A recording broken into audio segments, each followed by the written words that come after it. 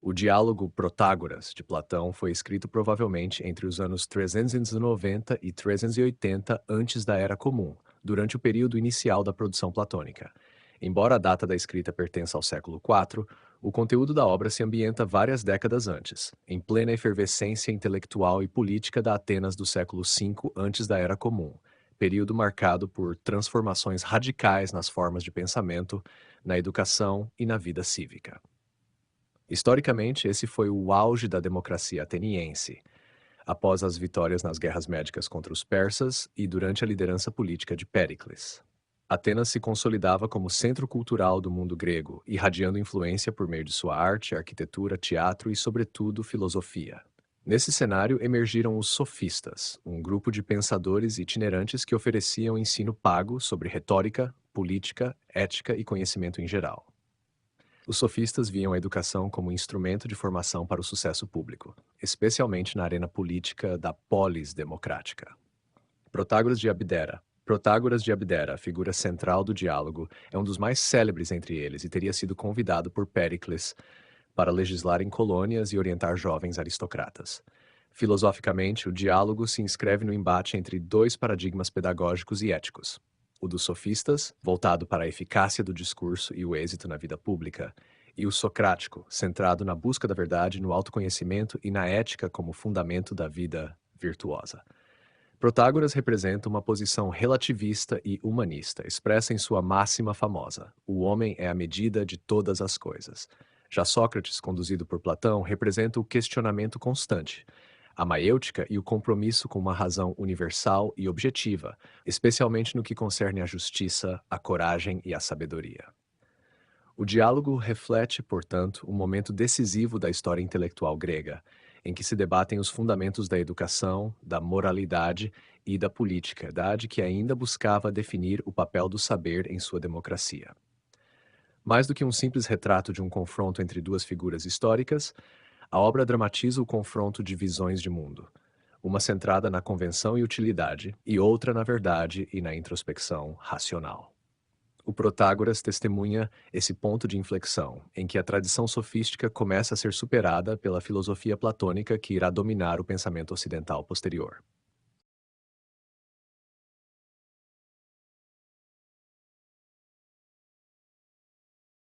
No diálogo Protágoras, Platão reúne um conjunto de personagens que representam diferentes posições filosóficas, políticas e culturais da Atenas clássica. A obra se inicia com Sócrates narrando a conversa a um amigo anônimo, estabelecendo assim uma moldura narrativa típica dos diálogos platônicos. Ao longo do texto, destacam-se principalmente 5 personagens, com diferentes graus de participação, sendo que dois ocupam o centro da argumentação: Sócrates e Protágoras. Socragonista filosófico da obra, com sua postura de questionador incansável, ele representa o método dialético e a investigação racional. Sua função na argumentação é, sobretudo, colocar à prova as afirmações dos outros interlocutores, especialmente as de Protágoras. Sócrates se recusa a aceitar afirmações prontas e está sempre em busca de definições precisas, de coerência interna e de fundamentos éticos sólidos. Em Protágoras, ele não apenas contesta a ensinabilidade da virtude, questão central do diálogo, como também examina minuciosamente as afirmações do sofista, conduzindo-o a uma posição paradoxal ou aporética.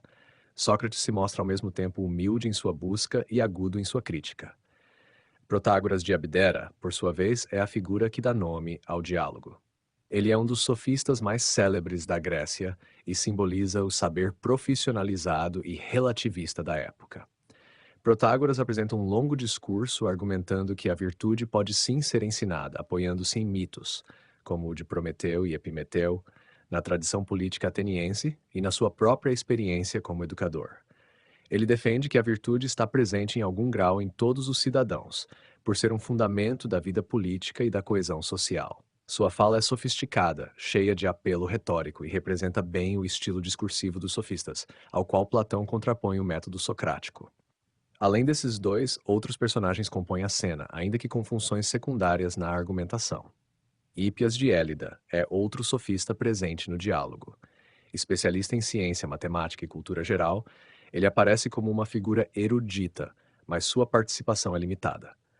Em determinado momento, Ele tenta intervir para oferecer uma solução conciliatória entre Sócrates e Protágoras, mas acaba não sendo levado muito a sério. Pródico de Ceos, também sofista, é apresentado como um estudioso da linguagem e dos sentidos precisos das palavras. Sócrates o elogia pela sua precisão terminológica. Embora sua intervenção seja breve, sua presença indica a variedade de estilos sofísticos à disposição na Atenas do século V. Alcibíades e Cálias, figuras da elite ateniense, também aparecem. Alcibíades, jovem belo e ambicioso, é um discípulo próximo de Sócrates, e Cálias é o anfitrião do banquete em cuja casa o diálogo ocorre. Ambos representam a juventude aristocrática ateniense, sedenta de formação política e intelectual e interessada nos ensinamentos dos sofistas, o que justifica o embate educacional central da obra. Dessa forma, a composição dos personagens em Protágoras não é casual. Cada um representa uma dimensão do debate sobre a virtude, o saber, a educação e o papel do discurso na vida pública. Platão os reúne como vozes de uma polis em crise de valores, para que o leitor assista ao desenrolar do embate entre sabedoria e retórica, tradição e crítica, aparência e verdade.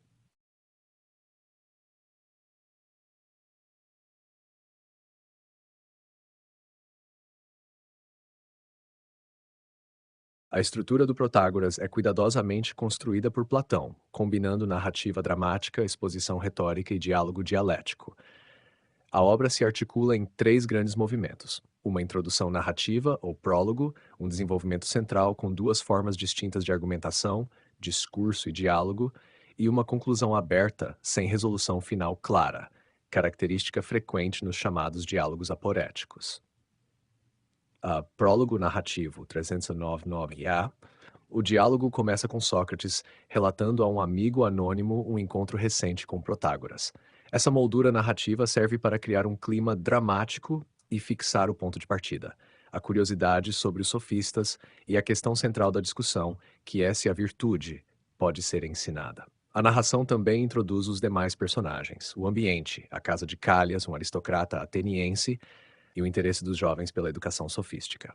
2. Discurso e exibição retórica de Protágoras, 316b e 328d. Segue-se uma fase dominada pelo discurso longo, logos, de Protágoras. Após uma troca preliminar, Sócrates pergunta se a virtude pode ser ensinada. Protágoras responde afirmativamente e elabora uma extensa exposição, que inclui o célebre mito de Prometeu e Epimeteu. Através desse mito, ele defende que todos os cidadãos compartilham um senso comum de justiça e pudor, elementos essenciais da vida cívica, e que tais virtudes podem ser cultivadas e transmitidas, especialmente com a ajuda de professores qualificados como ele. Essa seção do diálogo é fundamental para mostrar o estilo sofístico, argumentação elegante, recurso ao mito, apelo à tradição cívica e uso do discurso como ferramenta de persuasão e autoridade. 3. Refutação e desenvolvimento dialético, 328 a 362. A partir daqui, o diálogo toma outro tom. Sócrates passa a questionar meticulosamente as afirmações de Protágoras, inaugurando a fase dialética propriamente dita. Ele propõe que as virtudes, justiça, piedade, coragem, sabedoria, moderação, talvez não sejam distintas, mas expressões de uma mesma realidade. Questiona também se alguém poderia possuir uma virtude e não possuir outra, colocando em xeque a noção de ensino segmentado. O debate se intensifica, envolvendo definições, distinções, semânticas e analogias. Em um momento, Sócrates e Protágoras trocam de papéis. Protágoras passa a responder de forma mais socrática, enquanto Sócrates se permite construir longos raciocínios. Essa inversão de papéis é interpretada por muitos comentadores como uma crítica sutil de Platão ao estilo sofístico. Quando levado ao rigor socrático, o discurso de Protágoras perde sua força. Durante esse longo trecho, outros personagens, como Hípias e Pródico, intervêm brevemente, tentando intermediar ou colaborar, mas o centro da argumentação permanece no confronto Sócrates-Protágoras. 4. Conclusão ambígua e aporética. O diálogo termina sem uma resolução definitiva. Sócrates admite não saber se a virtude pode ser ensinada ou não e provoca seus interlocutores a continuarem refletindo. A Protágoras, que no início afirmava categoricamente a ensinabilidade da virtude, termina em contradições, sem uma posição sólida. Essa conclusão aporética, o reconhecimento de um impasse, não representa um fracasso do pensamento, mas ao contrário a abertura para o verdadeiro filosofar, o reconhecimento do limite do saber como ponto de partida para a busca constante da verdade. Assim, a estrutura do Protágoras reflete a própria crítica platônica ao formalismo retórico. Começa com o brilho do discurso, mas aos poucos esse brilho se apaga diante da luz mais austera da razão dialética. O texto passa da aparência da sabedoria à sua investigação profunda, revelando que o verdadeiro saber não está em discursos prontos, mas na incessante arte de perguntar.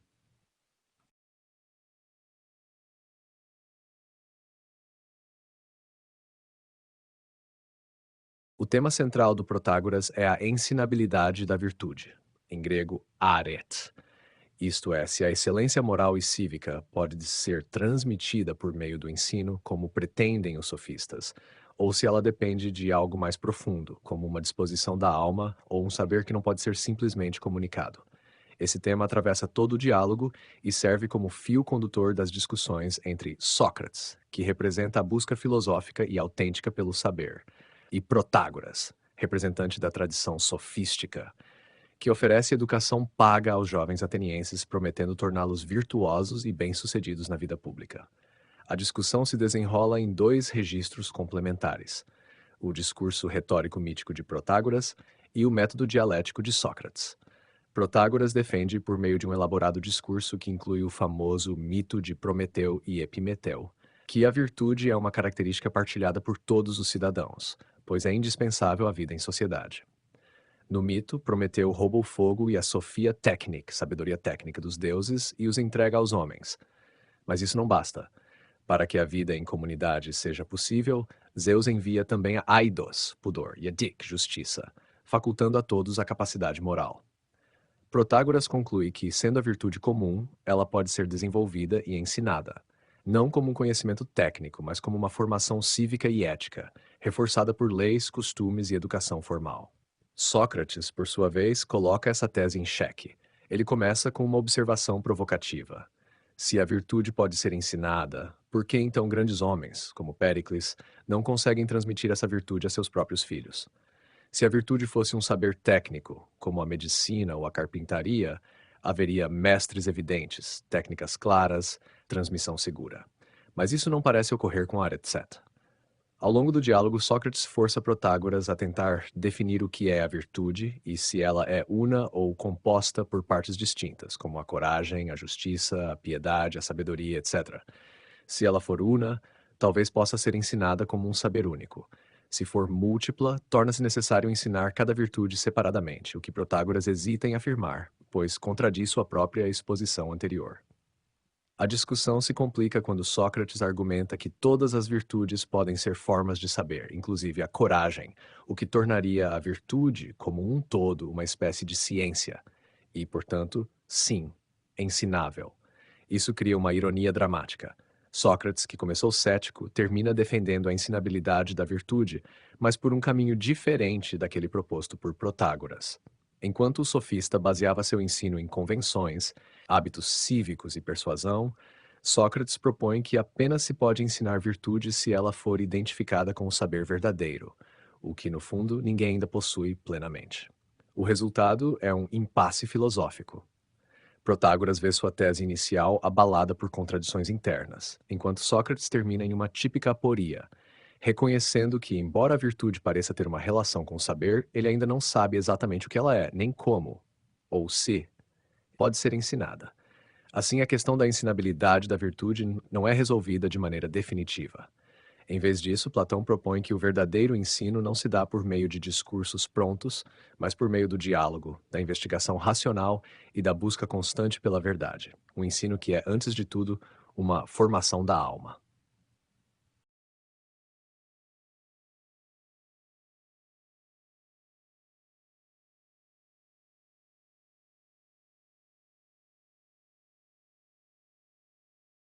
No diálogo Protágoras, Platão apresenta os sofistas com uma mistura de respeito irônico, dramatização crítica e análise filosófica. Embora não recorra a uma acusação direta e violenta, como ocorre em outros diálogos, como Górgias, ele constrói uma crítica sutil, porém contundente, à figura do sofista como educador e ao valor do saber que este pretende transmitir. Através da personagem título Protágoras de Abdera, Platão dramatiza a figura mais célebre da sofística, conferindo-lhe qualidades reais: eloquência refinada, domínio da linguagem, inteligência argumentativa e prestígio social. Protágoras aparece cercado de discípulos, hospedado com luxo na casa de Cálias e tratado como uma espécie de mestre internacional da cultura. Essa apresentação, embora sem caricatura explícita, já sugere uma crítica inicial. Os sofistas são homens que vendem o saber, oferecendo formação em virtude como se fosse um produto de mercado, algo que contraria profundamente o ideal socrático de busca gratuita e desinteressada pela verdade. O próprio Sócrates, no início do diálogo, mostra ambivalência. Por um lado, reconhece que Protágoras é sábio, por outro, mantém-se vigilante diante de sua retórica. Essa tensão cresce conforme o diálogo avança. Uma das críticas mais agudas de Platão à prática sofística aparece na forma como Protágoras conduz sua argumentação. Quando questionado por Sócrates se a virtude pode ser ensinada, Protágoras responde com um discurso longo, ornamentado, mitológico, o famoso mito de Prometeu e Epimeteu. Embora seja um discurso impressionante, sua função não é estabelecer a verdade do tema, mas convencer o público, demonstrando a habilidade retórica do orador. Isso evidencia o cerne da crítica platônica. Os sofistas não buscam a verdade, mas a persuasão. Outro ponto fundamental é o uso da ambiguidade e da multiplicidade de significados, estratégia típica dos sofistas, que contrasta com a busca socrática por definições claras e rigor conceitual. Protágoras, por exemplo, evita comprometer-se com afirmações definitivas, recua ou muda de direção quando confrontado com contradições, comportamento que Sócrates explora habilmente, expondo as fragilidades lógicas do discurso sofístico. Além disso, Platão sugere que os sofistas não possuem o saber que afirmam transmitir. Embora Protágoras proclame poder ensinar virtude quando Sócrates pressiona por uma definição do que ela é, surgem evasivas e ambiguidades. O saber dos sofistas, portanto, aparece como um saber aparente, um conjunto de técnicas de discursos sem fundamento na verdade ontológica ou ética. Outra crítica, mais sutil, está no cenário dramático do diálogo. O espaço do banquete, com jovens ricos, música, exibição, idolatria dos oradores, funciona como uma metáfora da superficialidade da educação sofística, um ambiente de espetáculo e prestígio, distante da introspecção filosófica que Sócrates pratica nas ruas, nas praças e nas conversas informais. Em resumo, Platão apresenta os sofistas, especialmente através de Protágoras, como mestres da aparência, cuja habilidade retórica seduz, mas não edifica, cuja promessa de ensinar virtude não se sustenta diante de um exame racional, rigoroso.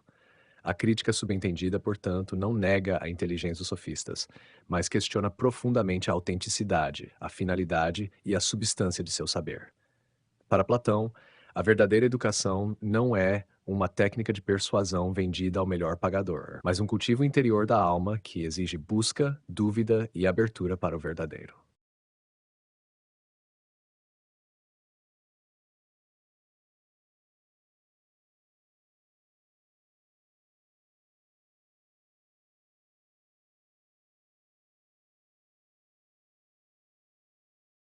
O mito de Prometeu e Epimeteu, contado por Protágoras no diálogo platônico, ocupa uma posição central em sua defesa da ensinabilidade da virtude, aret.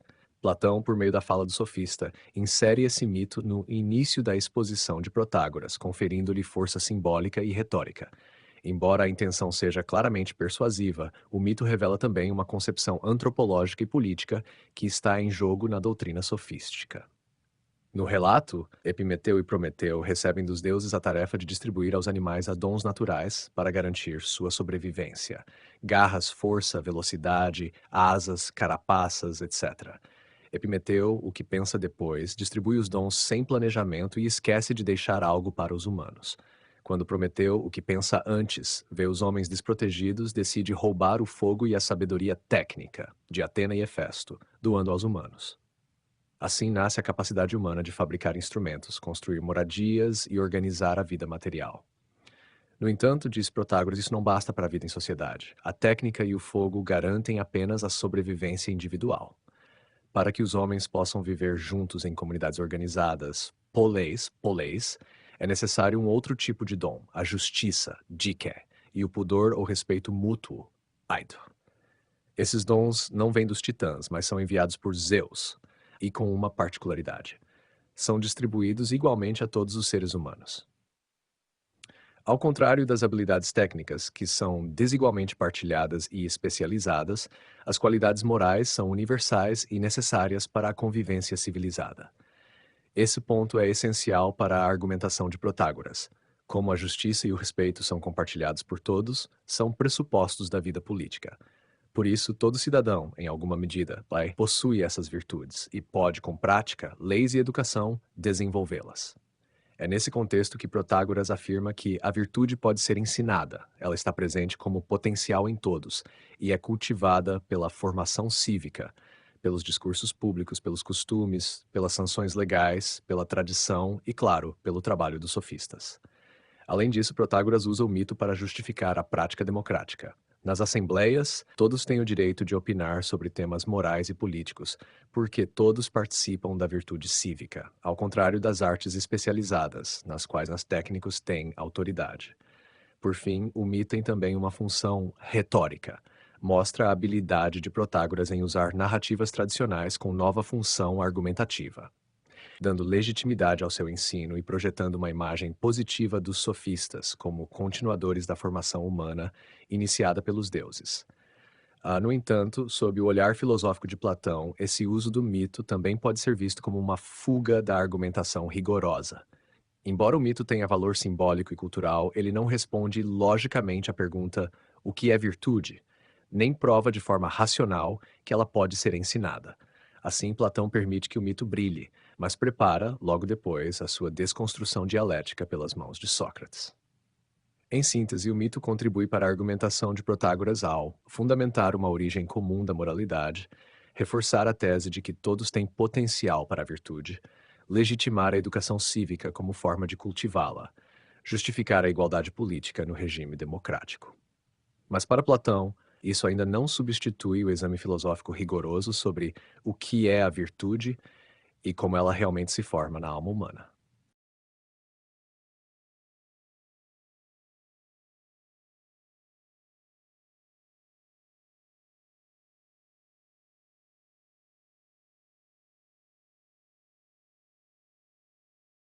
Ao longo do Protágoras, Sócrates conduz uma crítica metódica à posição de Protágoras, articulando seus argumentos com astúcia e rigor lógico. Embora ele comece o diálogo com uma postura aparentemente modesta, pouco a pouco vai desestruturando o edifício retórico e pedagógico do sofista. Seus principais argumentos giram em torno da natureza da virtude, da relação entre as virtudes específicas, da definição de coragem e da possibilidade da virtude ser um tipo de saber, episteme. A seguir, os principais movimentos do pensamento socrático ao longo do diálogo. 1. A crítica à noção de que todos os cidadãos são virtuosos apenas por viverem em sociedade. Protágoras argumenta, por meio do mito, que Zeus deu a todos os humanos o senso de justiça e pudor, o que permitiria ensinar a virtude a partir dessa base comum. Sócrates questiona isso, observando que, se a virtude fosse algo que todos têm, então não haveria necessidade de instrução, nem o esforço dos sofistas seria justificável. Ele também nota que grandes estadistas, como Péricles, não conseguem transmitir a virtude nem mesmo a seus próprios filhos, o que contradiz a ideia de que ela pode ser ensinada. 2. A questão da unidade ou multiplicidade da virtude. Sócrates propõe uma pergunta fundamental. A virtude é uma só, ou composta por partes distintas, como justiça, piedade, coragem, sabedoria, moderação? Protágoras responde que são partes distintas. Sócrates, então, procede à demonstração de que tais virtudes, se realmente distintas, não poderiam estar em contradição umas com as outras. Por exemplo, alguém ser injusto e sábio ao mesmo tempo. Ele vai induzindo Protágoras à admissão de que essas virtudes não são independentes, mas interligadas, ou, possivelmente, expressões diferentes de um mesmo saber. Se isso for verdade, a virtude é uma só, e deve ter uma essência comum que deve ser definida. A virtude como saber, episteme. Sócrates propõe que talvez todas as virtudes sejam formas de conhecimento, e que a virtude em si mesma seja um tipo de saber prático. Isso implica que ela poderia sim ser ensinada, mas não no sentido retórico ou imitativo dos sofistas. Seria uma espécie de sabedoria profunda, voltada para o bem. Só que, ao conduzir Protágoras a admitir que as virtudes são saber, ele também o leva a uma contradição. Se são saber, então todos os vícios seriam frutos de ignorância, e ninguém cometeria o mal voluntariamente. Ideia típica da ética socrática. Protágoras, que se orgulhava de ensinar a virtude como retórica e eficácia política, vê-se forçado a aceitar uma definição muito mais exigente e filosófica do que aquela que sustentava sua prática. Análise da coragem. Em uma parte avançada do diálogo, Sócrates interroga Protágoras sobre a coragem, sugerindo que ela também é um tipo de saber. Saber o que se deve ou não temer. Muitos acham que coragem é uma disposição do caráter, mas Sócrates mostra que pessoas que enfrentam perigos por ignorância ou por não saber o que é realmente temível não são verdadeiramente corajosas. Assim, mais uma vez, ele conduz à conclusão de que a coragem é um tipo de conhecimento prático e moral, o que reforça sua tese de que a virtude é, no fundo, uma forma de saber. 5. A aporia final. Saber, sim. Ensinar, talvez não. Paradoxalmente, depois de ter conduzido a argumentação até a identificação da virtude com o saber, Sócrates retoma seu ceticismo. Ele diz que, embora o raciocínio os tenha levado à conclusão de que a virtude pode ser ensinada, ele mesmo ainda não está convencido. Com isso, Platão cria um desfecho ambíguo. Sócrates parece ter vencido a disputa, ao revelar as contradições do discurso de Protágoras, mas termina sem oferecer uma definição clara e segura da virtude, nem um método positivo de ensiná-la. Como Sócrates desmonta Protágoras. Sócrates não refuta Protágoras de forma direta e destrutiva, mas o leva a contradições internas, forçando-o a admitir conclusões que minam seus próprios pressupostos. Ele transforma a discussão sobre se a virtude pode ser ensinada em uma investigação sobre o que é a virtude, tema que Protágoras evita definir com precisão. Ao obrigá-lo a abandonar o discurso retórico e adotar a lógica dialética, Sócrates mostra que a posição sofística, embora elegante e prática, carece de fundamento filosófico sólido. Dessa forma, Sócrates não apenas desestabiliza a autoridade de Protágoras como mestre da virtude, mas também revela o caráter superficial da educação sofística, que foca na persuasão e no sucesso, e não na verdade. A vitória de Sócrates é, portanto, menos uma vitória retórica do que uma revelação de profundidade filosófica.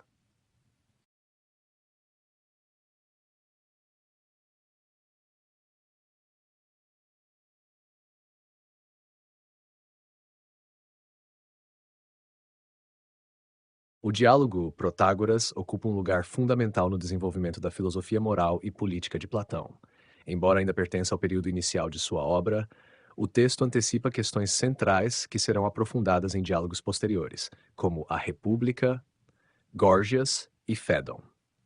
Em particular, o Protágoras serve como campo de experimentação filosófica para temas que se tornariam marcas da ética platônica: a natureza da virtude, sua unidade, a possibilidade de seu ensino, a relação entre saber e ação e o papel da educação na formação do cidadão. Uma das principais contribuições do diálogo é a crítica ao modelo sofístico de moralidade e educação.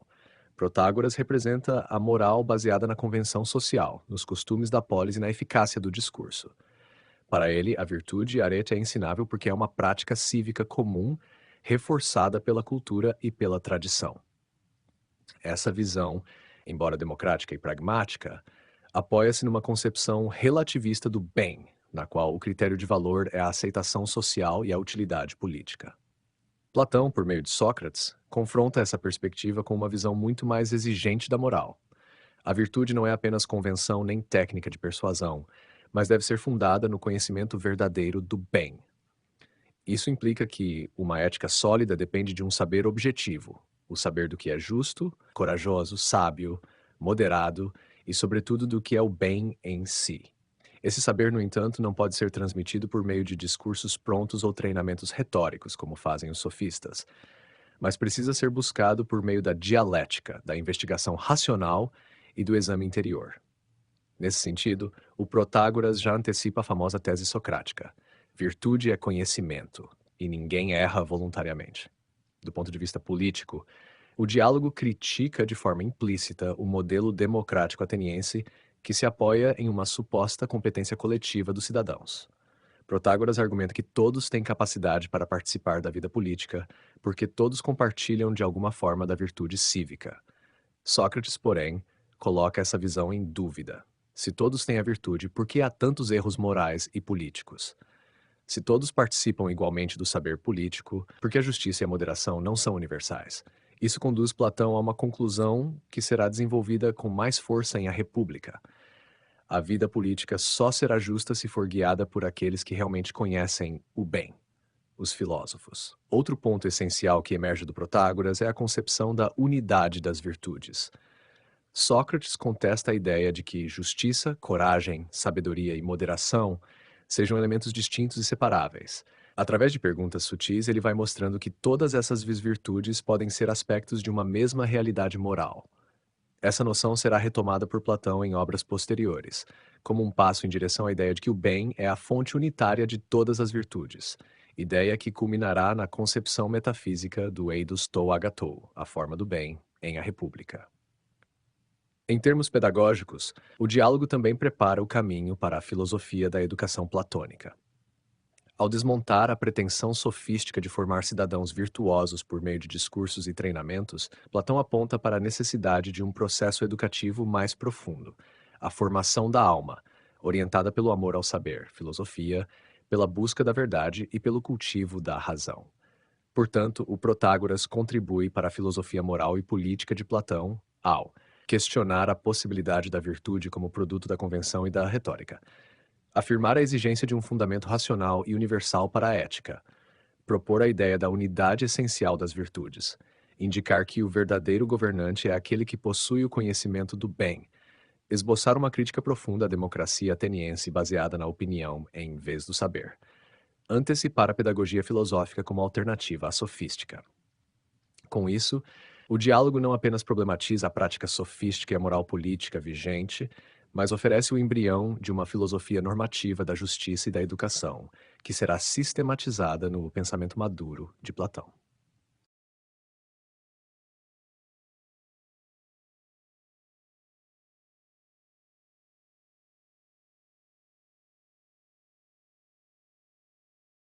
O desfecho do Protágoras é marcado por uma ambiguidade deliberada que está profundamente ligada ao estilo aporético de vários diálogos de Platão. Ao final da longa e densa discussão entre Sócrates e Protágoras, na qual são exploradas a natureza da virtude, sua possível unidade e sua relação com o saber, os interlocutores chegam a uma conclusão paradoxal. A virtude parece ser uma forma de conhecimento e, portanto, poderia ser ensinada, o que seria favorável à posição de Protágoras. No entanto, Sócrates, que começou duvidando disso, termina dizendo que, apesar de tudo, ainda não está convencido. Essa mudança de posição gera um tipo de círculo retórico e lógico. Sócrates, ao refutar a concepção sofística de ensinabilidade da virtude, parece ter demonstrado que se a virtude for conhecimento, então ela é sim ensinável. Mas ele o faz por meio de um exame que, ao mesmo tempo, fragiliza a posição inicial de Protágoras e mostra que este não sabia realmente o que afirmava saber. No final, nenhuma definição segura do que é a virtude é alcançada. Como é comum nos diálogos aporéticos, a busca se encerra em impasse, apória, um ponto em que todas as possibilidades examinadas levam a dificuldades ou contradições. O significado filosófico desse desfecho está na própria pedagogia socrática. O reconhecimento da ignorância é o primeiro passo para o verdadeiro saber. Sócrates não apresenta soluções prontas, mas desarma certezas. A aporia, longe de ser um fracasso, é o terreno fértil onde a investigação filosófica pode florescer com autenticidade. A ausência de uma conclusão definitiva não significa ausência de aprendizado, mas sim a recusa de Platão em oferecer respostas dogmáticas. O leitor é convidado a continuar a reflexão por conta própria. Esse final também serve para criticar a sofística de maneira sutil. Protágoras, o mestre que cobrava para ensinar a virtude, termina sem conseguir defendê-la com firmeza. Sócrates, que afirma nada saber, conduz o debate a um nível de profundidade e rigor que revela as limitações do discurso sofístico. O desfecho coloca, portanto, em contraste dois modelos de saber, um baseado na retórica e na persuasão, e outro na dialética e na investigação constante.